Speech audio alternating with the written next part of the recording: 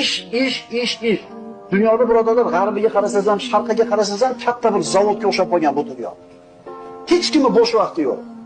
Na otasini ziyorat qilgani vaqti bor, siyla rahim qilishlikka bir vaqti bor, na charchagani vaqti bor, na dam olishga vaqti bor. Musulmon odam shunaqa bo'ladimi? Endi qo'y boqimni insonni fikr qilishlikka imkoniyati bo'ladi. Nimaga keldi dunyoga? Kim u? Agar tog'da qo'y boqib yurib, qabristonda oldidan o'tadigan bo'lsa, qabrlarga o'tirib fikr qiladi. Mana bu boyroq odamni qabri ekan. Bu ham o'libdi. Mana bu yosini ham qo'yib qo'ymabdi. Kambag'al ekan. Demak, bu ham o'libdi. Men ham o'laman ertaga. Fikr qilishga fursat bo'ladi. Ana shu bir xotirjamlik, fikr qilishga fursat yo'qligi insonlarning qalbini qatirib tashlayapti.